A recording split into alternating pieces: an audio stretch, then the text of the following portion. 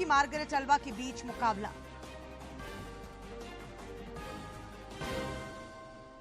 प्रधानमंत्री नरेंद्र मोदी आजादी के अमृत महोत्सव के उपलक्ष्य में आज नई दिल्ली में मुख्यमंत्रियों और उप मुख्यमंत्रियों की बैठक की करेंगे अध्यक्षता। धनबाद के जज उत्तम आनंद हत्याकांड में सीबीआई की विशेष अदालत आज सुनाएगी फैसला। हत्या और साक्ष्य छिपाने के मामले में 2 अभियुक्त दोषी करार।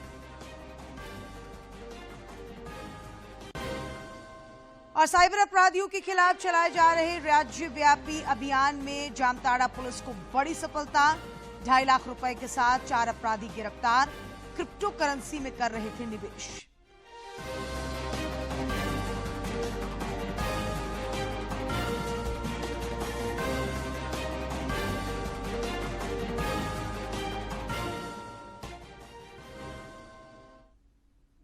नमस्कार, खबरें झारखंड में आपका स्वागत है। मैं हूं डॉक्टर अशीता आनंद और अब समाचार विस्तार से। देश के नए उपराष्ट्रपति के चुनाव के लिए आज सवेरे 10 बजे से मतदान जारी है। उपराष्ट्रपति चुनाव के लिए संसद भवन में शाम 5 बजे तक वोट डाले जाएंगे और आज ही वोटों की गिनती की जाएगी। उपराष्ट्रपति पद के लिए राष्ट्रीय जनतांत्रिक गठबंधन के उम्मीदवार जगदीप धनखड़ और विपक्ष की उम्मीदवार मार्गरेट अल्वा के बीच मुकाबला है। उपराष्ट्रपति पद के लिए प्रधानमंत्री नरेंद्र मोदी ने आज सबसे पहले मतदान किया।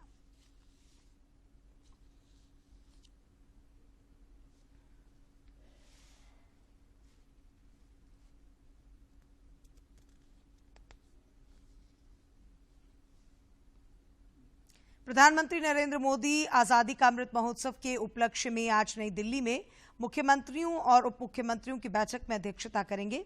ये बैठक राष्ट्रपति भवन में शाम 4:30 बजे तक होगी।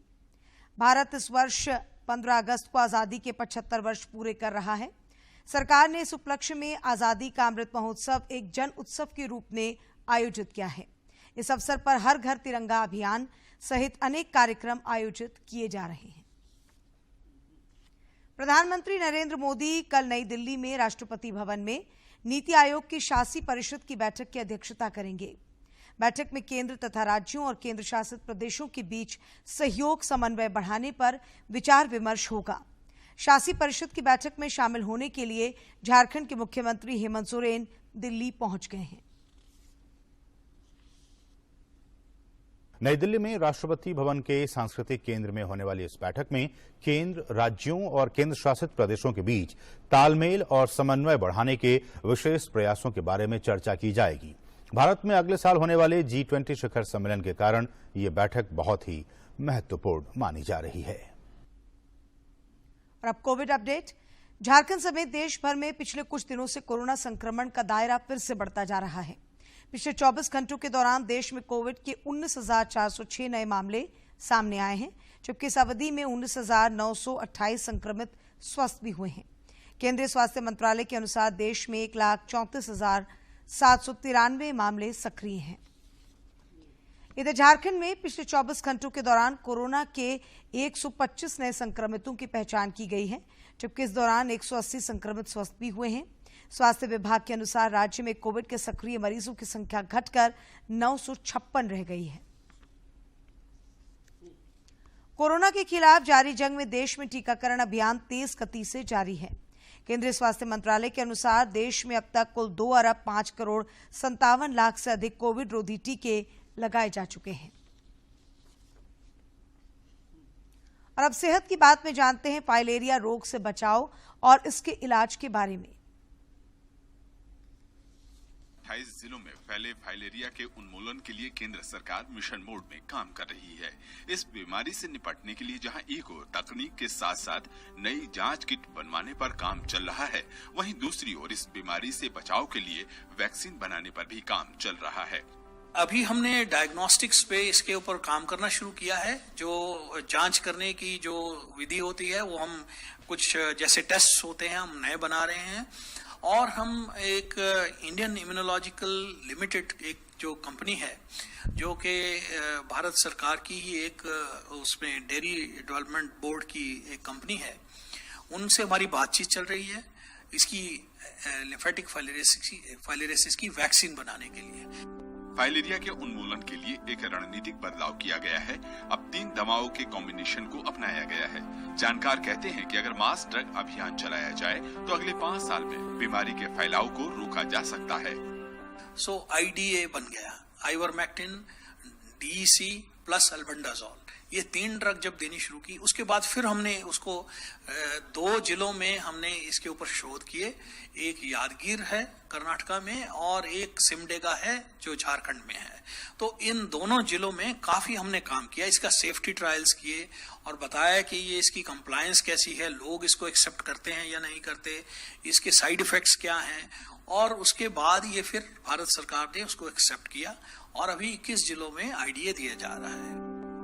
फाइलेरिया, जिसे हाथी पांव भी कहा जाता है, एक मच्छर के काटने से होता है।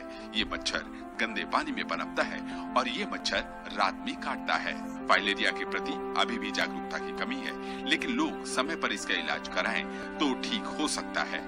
They should actually participate in the mass drug administration program. Many places what public cooperation is less, that many of the people do not take the medicine. That people should understand that this disease, once they develop the disease, it becomes very difficult to cure it. So prevention is always better. So there should be very good participation. More than 65% of the people in an endemic area should take medicine. Then only we can control it. Filaria बीमारी के उन्मूलन के लिए केंद्र सरकार ने 2030 तक का लक्ष्य रखा है। जाहिर है ये जागरूकता और इलाज के जरिए ही हासिल हो पाएगा। नितेंद्र सिंह की report, DD news, Puducherry. Ranchi के सांसद संजय सेठ ने केंद्रीय स्वास्थ्य मंत्री डॉक्टर मनसुख मांडविया से दिल्ली में भेंट कर उनसे केंद्रीय मनोचिकित्सा संस्थान CIP के रीडेवलपमेंट के लंबित पड़े प्रस्ताव को जल्द से जल्द मंजूरी प्रदान करने की मांग की। श्री सेठ ने केंद्रीय स्वास्थ्य मंत्री को बताया कि CIP देश का सबसे पुराना मानसिक स्वास्थ्य चिकित्सा, शिक्षा एवं शोध के क्षेत्र में कार्य करने वाला केंद्रीय संस्थान है। यहां विभिन्न प्रकार की मानसिक समस्या से ग्रस्त लोगों का इलाज OPD तथा इंडोर स्तर पर किया जाता है। धनबाद के जिला सत्र न्यायाधीश अष्टम उत्तम आनंद हत्याकांड में CBI की विशेष अदालत आज सजा के बिंदु पर अपना फैसला सुनाएगी। इससे पहले कोर्ट ने 28 जुलाई को यानी जज की मौत के ठीक 1 साल बाद आरोपी लखन वर्मा और राहुल वर्मा को धारा 302 और 201 में दोषी करार दिया था। बता दें कि पिछले वर्ष 28 जुलाई की सुबह न्यायाधीश उत्तम आनंद को ऑटो ने टक्कर मार दी थी, जिसके बाद जज उत्तम आनंद की मौत हो गई थी। झारखंड औषधि नियंत्रण निदेशालय के निर्देश पर रामगढ़ औषधि निरीक्षक के नेतृत्व में कल देर रात तक छापेमारी की गई। छापेमारी अभियान में रांची, गोड्डा, हजारीबाग तथा गिरिडीह के भी औषधि निरीक्षकों ने हिस्सा लिया। ये छापेमारी रामगढ़ थाना क्षेत्र के कोयरी टोला एवं पुराना बस स्टैंड के पीछे स्थित शरण इंडस्ट्रीज के फैक्ट्री एवं गोदाम में की गई। छापेमारी के दौरान कई कंपनियों के कुल 46 आइटम के 18 कार्टून सीज किए गए।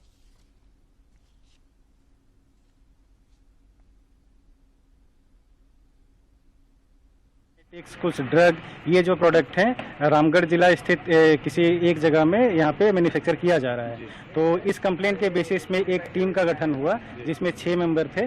उनको लेके छापामारी हेतु तो यहाँ रामगढ़ में एक तो यहाँ पे सौदागर मोहल्ला, ये इस जगह, और एक दूसरा स्पॉट था भनोट कॉम्प्लेक्स जो पुराना बस स्टैंड है रामगढ़, उसके ठीक पीछे में 2 स्पॉट था। तो दोनों जगह छापामारी चल रही है। मुख्यमंत्री हेमंत सोरेन के प्रेस सलाहकार अभिषेक प्रसाद और पिंटू से ईडी कार्यालय में पूछताछ का सिलसिला जारी है। ईडी के अधिकारियों ने उनसे लगातार 3 दिनों तक पूछताछ करने के बाद आज चौथे दिन भी ईडी कार्यालय बुलाया है। वहीं अवैध खनन मामले में गिरफ्तार पंकज मिश्रा के सहयोगी बच्चू यादव को भी ईडी के अधिकारी रिमांड पर लेकर पूछताछ कर रहे हैं। बच्चू यादव को अदालत ने 6 दिनों तक रिमांड पर लेकर पूछताछ की अनुमति दी है। अवैध पत्थर उत्खनन और ढुलाई मामले में साहिबगंज जिला प्रशासन ने बड़ी कार्रवाई की है। जिले के कोटालपोखर थाना क्षेत्र से बरहड़वा अंचल अधिकारी के नेतृत्व में पश्चिम बंगाल ले जाई जा रही 15 गिट्टी लदे ट्रकों को चेकनाका पार करते हुए जब्त किया गया। बिना माइनिंग चालान के इन ट्रकों के जरिए गिट्टी ढुलाई की जा रही थी। ये सभी ट्रक पाकुड़ थाना क्षेत्र में स्थित पत्थर खदान से गिट्टी लोड कर कोटालपोखर चेकनाका को पार करते हुए पश्चिम बंगाल की तरफ जा रहे थे। जिसमें एक चालक ने अपना माइनिंग चालान भी दिखाया। इसमें delivery railway plot old line Mal Pahari Pakur अंकित था। साइबर अपराधियों के खिलाफ चलाए जा रहे राज्यव्यापी अभियान में जामताड़ा पुलिस को बड़ी सफलता हाथ लगी है। साइबर डीएसपी मजरूल हुदा ने बताया कि करमाटांड़ थाना क्षेत्र से 4 साइबर अपराधियों को 2.5 लाख रुपए नकदी के साथ गिरफ्तार किया गया है। उन्होंने बताया कि साइबर अपराधियों का पैसा क्रिप्टो करेंसी में इन्वेस्ट किया जा रहा था। जो इनके पास से मोबाइल और SIM 14 SIM, ATM card 14, passbook, chequebook, Aadhaar card और नगद 2,60,000 के आसपास बरामद हुआ है। इसमें सबसे महत्वपूर्ण बात यह है कि इसमें एक व्यक्ति जो है, जो सूरज कुमार मंडल है, वो सीएसपी चलाता है और उसका जो है उसके यहाँ से बहुत सारे प्लेन जो है एटीएम कार्ड मिले हैं। समाचारों का सिलसिला जारी रहेगा, लेकिन इस विराम के बाद।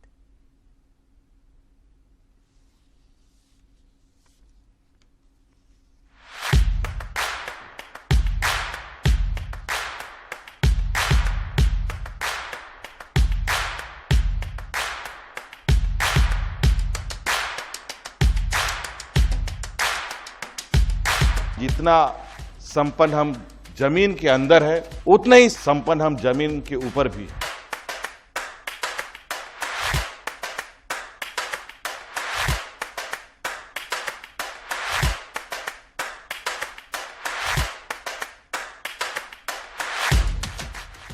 इसकी पहल सबसे पहले करेंगे, मतलब फर्स्ट कम फर्स्ट सर्व के लिए विशेष रूप से सरकार अलग से पैकेज बना करके उसको सहयोग करने का प्रयास करेगी, यह मैं आपको आश्वस्त करता हूं।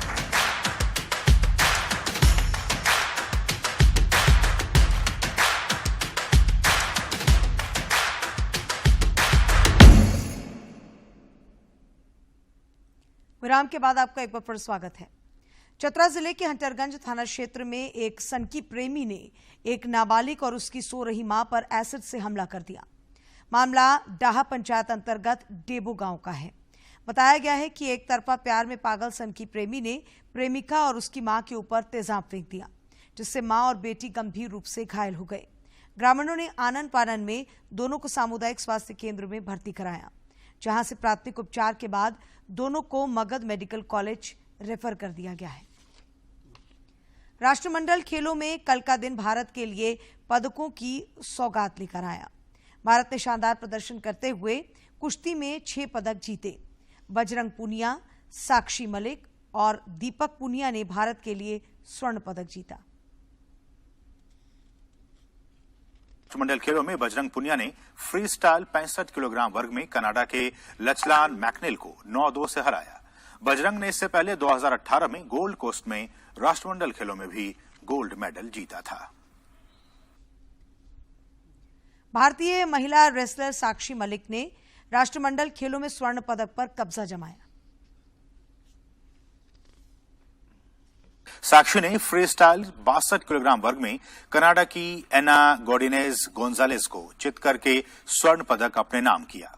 साक्षी पहले हाफ के अंत तक मैच में 4-0 से पीछे चल रही थी, लेकिन दूसरे हाफ में उन्होंने शानदार वापसी की। साक्षी ने पहले गोंजालेस को 2 बार टेक डाउन करके मैच को 4-4 की बराबरी पर पहुंचाया और फिर अपनी प्रतिद्वंद्वी को चित करते हुए उन्होंने राष्ट्रमंडल खेलों में अपना पहला गोल्ड मेडल हासिल किया। साक्षी मलिक इससे पहले राष्ट्रमंडल खेलों में 2014 में रजत और 2018 में कांस्य पदक जीत चुकी। वहीं अंशु मलिक ने रजत पदक देश के नाम किया, जबकि दिव्या काकरान और मोहित ग्रेवाल ने कांस्य पदक जीता। स्टार 125 किलोग्राम वर्ग में कांस्य पदक अपने नाम किया। उन्होंने कांस्य पदक के मुकाबले में जमैका के पहलवान एरॉन जॉनसन को 6-0 से मात देकर कांस्य पर कब्जा किया। जॉनसन के खिलाफ पहला अंक मोहित को मिला और 1-0 की उन्होंने बढ़त हासिल कर ली। पहले राउंड की समाप्ति तक भारतीय पहलवान ने 4-0 की बढ़त हासिल कर ली थी। इसके बाद मोहित ने जॉनसन को चारों खाने चित कर समय से पहले ही मुकाबला अपने नाम कर लिया। राष्ट्रमंडल महिला हॉकी में भारत को सेमीफाइनल में ऑस्ट्रेलिया से हार का सामना करना पड़ा है। निर्धारित समय तक 1-1 गोल से बराबरी के बाद पेनल्टी शूटआउट में भारतीय टीम ऑस्ट्रेलिया से 0-3 से पराजित हो गई। अब कांस्य पदक के लिए भारतीय महिला हॉकी टीम का सामना न्यूजीलैंड से होगा। भारत और वेस्टइंडीज के बीच चौथा टी20 मैच आज फ्लोरिडा के Central Broward Park and Broward County Stadium में खेला जाएगा। एक तरफ भारतीय टीम इस मैच को जीतकर सीरीज अपने नाम करना चाहेगी, तो दूसरी ओर सीरीज बराबर करने के लिए वेस्टइंडीज पूरी एड़ी चोटी का जोर लगा देगी। मुकाबला आज फ्लोरिडा के लॉडरहिल स्टेडियम में खेला जाएगा। फिलहाल 5 मैचों की सीरीज में भारतीय टीम 2-1 से आगे चल रही है। सीरीज का पहला और तीसरा मुकाबला भारत के नाम रहा था, जबकि दूसरे मैच में वेस्टइंडीज ने जीत हासिल की थी। भारतीय टीम की कोशिश आज के मुकाबले को जीतकर सीरीज अपने नाम करने की होगी। वहीं वेस्टइंडीज के लिए आज के मैच में करो या मरो की स्थिति होगी। वेस्टइंडीज की कोशिश आज के मुकाबले को जीतकर सीरीज को बराबरी पर लाने की होगी। राज्य के खेल मंत्री हफीजुल हसन ने कहा है कि दूसरे राज्यों की तरह झारखंड में भी खिलाड़ियों की इनामी राशि बढ़ाने पर सरकार गंभीरता से विचार कर रही है। इस संबंध में उनकी मुख्यमंत्री हेमंत सोरेन से बातचीत हुई है। खेल मंत्री ने रांची के खेलगांव में आयोजित स्टेट शूटिंग चैंपियनशिप के उद्घाटन समारोह को संबोधित करते हुए कहा कि झारखंड के खिलाड़ी सभी खेलों में अच्छा प्रदर्शन कर रहे हैं। राष्ट्रमंडल खेल में लॉन बॉल में देश को पहला गोल्ड दिलाने वाली झारखंड की लवली चौबे और रूपा तिर्की को 10-10 लाख रुपए मिलेंगे।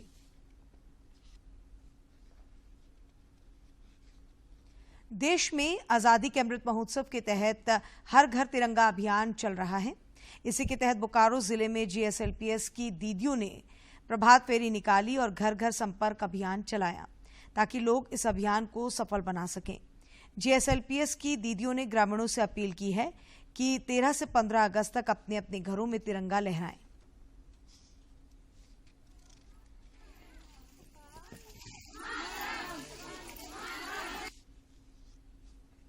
बात मौसम की।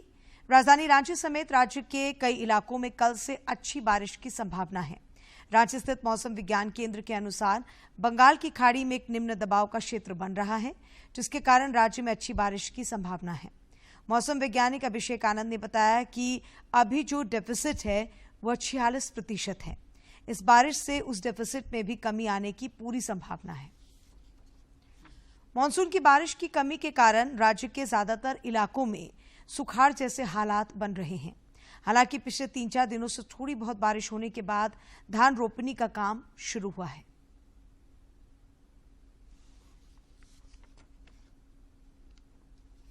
सावन महीना बीतने को है, लेकिन मानसून की बारिश जैसी होनी चाहिए वैसी नहीं हुई है। इस कारण धान की रोपनी प्रभावित हुई है।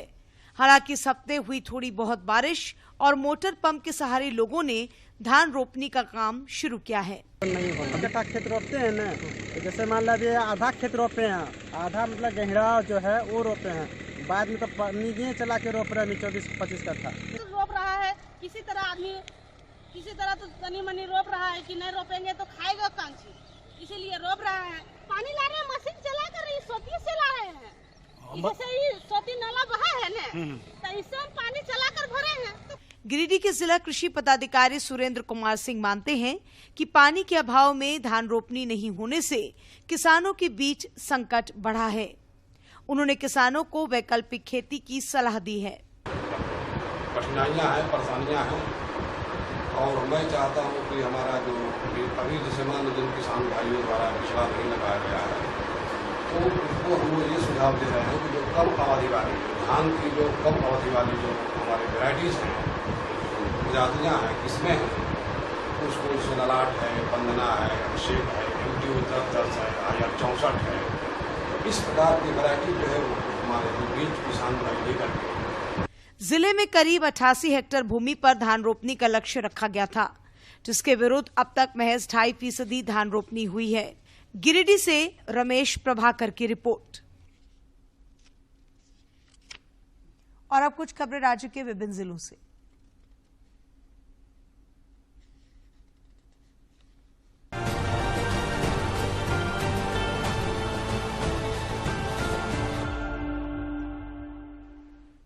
हजारीबाग की उपायुक्त नैन्सी सहाय ने झारखंड शिक्षा परियोजना द्वारा संचालित कस्तूरबा गांधी आवासीय विद्यालय और नेताजी सुभाष चंद्र बोस आवासीय विद्यालय में आधारभूत सुविधा उपलब्ध कराने को लेकर समीक्षा बैठक की। बैठक में आवासीय विद्यालयों की आधारभूत संरचना, नामांकन के बाद बच्चों की उपस्थिति, ई विद्या वाहिनी और मानदेय भुगतान समेत अन्य मुद्दों की समीक्षा की गई। चाईबासा में कल्याण विभाग द्वारा संचालित कल्याण गुरुकुल में आयोजित नियुक्ति पत्र वितरण समारोह के दौरान उपायुक्त अनन्य मित्तल द्वारा 65 युवतियों के बीच नियुक्ति पत्र का वितरण किया गया। नियुक्ति पत्र प्राप्त करने वाली सभी अभ्यर्थी कल्याण गुरुकुल में सिलाई मशीन ऑपरेटर ट्रेड में प्रशिक्षण प्राप्त कर चुकी हैं। पूर्वी सिंहभूम जिला अंतर्गत सभी प्रखंडों के आंगनबाड़ी केंद्रों में विश्व स्तनपान सप्ताह के अवसर पर 1 से 7 अगस्त तक विभिन्न गतिविधियों का आयोजन किया जा रहा है। इसी क्रम में आंगनबाड़ी केंद्रों में गर्भवती एवं धात्री माताओं को स्तनपान के लाभों की जानकारी दी गई। जमशेदपुर के गुड़ाबांधा प्रखंड में किसानों को खेती करने के लिए सोलर चालित लघु सिंचाई पंप का वितरण किया गया। कार्यक्रम में बीडीओ ने किसानों को पंप का वितरण किया और भरोसा दिया कि किसानों को हर संभव मदद प्रदान की जाएगी। गिरिडीह में नियामाघाट थाना क्षेत्र से पुलिस ने अंतर जिला वाहन लुटेरा गिरोह के सरगना समेत 4 अपराधियों को धर दबोचा। गिरफ्तार अपराधियों के पास से पुलिस ने लूटे गए टाटा मैजिक वाहन के साथ 4 मोबाइल फोन भी बरामद किए। साहिबगंज में स्वास्थ्य विभाग इन दिनों कालाजार उन्मूलन को लेकर जागरूकता अभियान पर खासा जोर दे रहा है। कालाजार से बचाव को लेकर होने वाले कीटनाशक छिड़काव के प्रति लोगों को जागरूक करने के लिए एक मोबाइल जागरूकता वैन को रवाना किया गया। चाईबासा स्थित रुंगटा मैरिज हाउस में उपायुक्त अनन्य मित्तल ने मारवाड़ी युवा मंच द्वारा आयोजित 4 दिवसीय निःशुल्क कृत्रिम अंग प्रत्यारोपण शिविर का लोकार्पण किया। शिविर 8 अगस्त तक संचालित होगा, जहां जिले के विभिन्न क्षेत्रों से आए दिव्यांगजनों को आवश्यकता अनुसार कृत्रिम अंग निःशुल्क प्रदान किए जाएंगे। सरायकेला खरसावां जिले में नेहरू कप हॉकी प्रतियोगिता के बालक वर्ग में कुचाई की टीम ओवरऑल चैंपियन रही। अंडर 17 बालक वर्ग में कुचाई ने जहां राजनगर प्रखंड की टीम को 3-0 से पराजित किया, वहीं अंडर 15 बालक वर्ग में चांडिल की टीम ने 4-0 से विजय हासिल की। दक्षिण पूर्व रेलवे के नागपुर मंडल के अंतर्गत कन्हान रेलवे स्टेशन पर 10 दिनों तक नॉन इंटरलिंकिंग का कार्य चलेगा। इस कारण इस रूट से चलने वाली कई ट्रेनों को रद्द किया गया है। रद्द ट्रेनों में हटिया पुणे एक्सप्रेस, मालदा टाउन सूरत एक्सप्रेस, सूरत मालदा एक्सप्रेस और हटिया लोकमान्य तिलक शामिल हैं।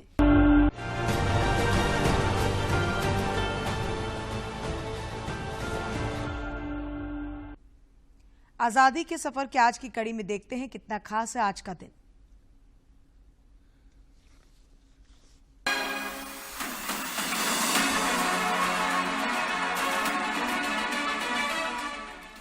आज की कड़ी में हम स्वतंत्रता सेनानी सुरेंद्र नाथ बनर्जी का स्मरण कर रहे हैं।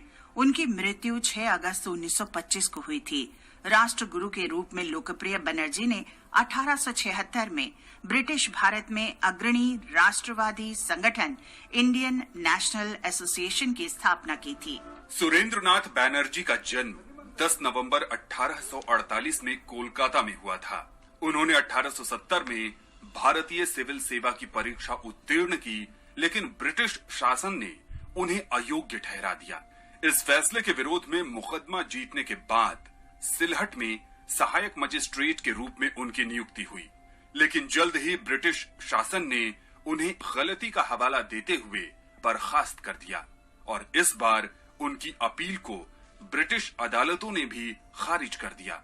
इसके बाद बैनर्जी ने इंडियन एसोसिएशन का गठन किया, जो पहला अखिल भारतीय राष्ट्रवादी संगठन था। वे 1885 में भारतीय राष्ट्रीय कांग्रेस के गठन के तुरंत बाद उसके सदस्य बनाए गए। उन्होंने 1905 में बंगाल के विभाजन का मुखर विरोध किया। सुरेंद्र नाथ बनर्जी आंदोलन में सबसे आगे थे। उन्होंने पूरे बंगाल और भारत में विरोध प्रदर्शनों, याचिकाओं और व्यापक जन समर्थन का आयोजन किया, जिसने आखिरकार अंग्रेजों को बंगाल के विभाजन के फैसले को वापस लेने पर मजबूर कर दिया। वे स्वदेशी आंदोलन की एक महत्वपूर्ण हस्ती थे। बनर्जी गोपाल कृष्ण गोखले और सरोजिनी नायडू जैसे भारतीय नेताओं के संरक्षक थे। भारतीय स्वतंत्रता आंदोलन के अग्रणी नेता सुरेंद्र नाथ बनर्जी ने 6 अगस्त 1925 को अंतिम सांस ली। वंदे मातरम अंग्रेजी समाचार पत्र का प्रकाशन 6 अगस्त 1905 को कोलकाता से शुरू हुआ। इसकी स्थापना बिपिन चंद्र पाल ने की थी और इसके संपादक औरोबिंदो घोष थे। वंदे मातरम का उद्देश्य भारतीयों को पूर्ण स्वतंत्रता के उद्देश्य से संघर्ष के लिए तैयार करना था। इसके कर्मचारियों में न केवल बिपिन चंद्र पाल और अरबिंदो घोष बल्कि कुछ अन्य बहुत ही योग्य लेखक श्याम सुंदर चक्रवर्ती, हेमेंद्र प्रसाद घोष और बिजॉय चटर्जी भी शामिल थे। अरबिंदो ने अखबार में क्रांति के राजनीतिक दर्शन पर लेखों की श्रृंखला प्रकाशित की। वंदे मातरम में अरबिंदो घोष के संपादकीय की प्रशंसा करते हुए बिपिन चंद्र पाल ने कहा था, वंदे मातरम देश में ऐसी ताकत थी जिसे नजरअंदाज करने की हिम्मत किसी में नहीं थी, भले ही वे इससे कितना भी डरें या नफरत करें। औरोबिंदो नई पत्रिका में प्रमुख और केंद्रीय व्यक्ति थे। नेशनल कॉलेज में उन्हें जो अवसर नहीं मिले वो सब उन्हें वंदे मातरम के पन्नों में मिले, जिससे कुछ युवाओं के शिक्षक बनने के विपरीत उन्हें पूरे देश के युवाओं का शिक्षक बनने का अवसर मिल गया। वंदे मातरम पत्रिका जनमानस को बदलने और क्रांति के लिए तैयार करने के प्रभाव के मामले में लगभग अद्वितीय थी। आज हम बिहार के पटना निवासी क्रांतिकारी राम बाबू उर्फ भगत को भी याद कर रहे हैं। वो हिंदुस्तान सोशलिस्ट रिपब्लिकन आर्मी के कार्यकर्ता थे। वे पटना शहर में स्वाधीनता आंदोलन में सक्रिय थे। एक दिन अंग्रेजों के खिलाफ उपयोग करने के उद्देश्य से तैयार किए जा रहे बम के विस्फोट में वे गंभीर रूप से घायल हो गए। राम बाबू को पटना जनरल अस्पताल भेजा गया, जहां 6 अगस्त 1931 को उनकी मृत्यु हो गई। हम महाराष्ट्र के सातारा के निवासी शहीद गुनू का भी आज स्मरण कर रहे हैं। उन्होंने 1857 में स्वतंत्रता के पहले युद्ध में भाग लिया था। वे प्रारंभ में ईस्ट इंडिया कंपनी की सेना में सिपाही थे, लेकिन वे विद्रोह में शामिल हुए और महाराष्ट्र में विभिन्न स्थानों पर कई बार अंग्रेजों से लड़े। एक कार्रवाई के दौरान कंपनी के सैनिकों ने उन्हें पकड़ लिया और उन पर विद्रोह के लिए मुकदमा चलाया गया। गुनू को बेड़ियों में जकड़कर सश्रम आजीवन कारावास की सजा सुनाई गई और 6 अगस्त 1859 को अंडमान द्वीप समूह में हिरासत में उनकी मृत्यु हो गई।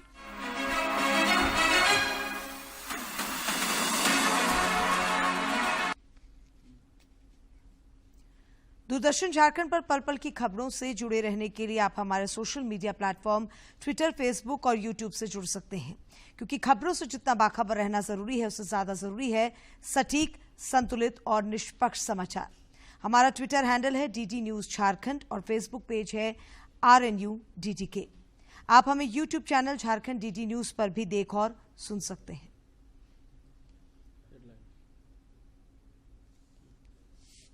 और अंत में मुख्य समाचार एक बार फिर।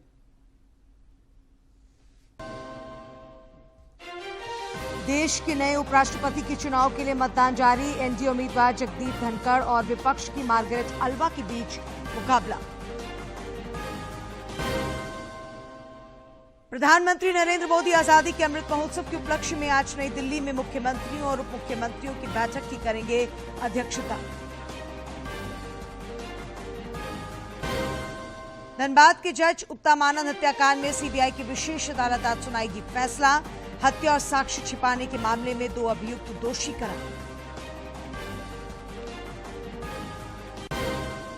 और साइबर अपराधियों के खिलाफ चलाए जा रहे राज्यव्यापी अभियान में जामताड़ा पुलिस को बड़ी सफलता। 2.5 लाख रुपए के साथ 4 अपराधी गिरफ्तार। क्रिप्टो करेंसी में कर रहे थे निवेश।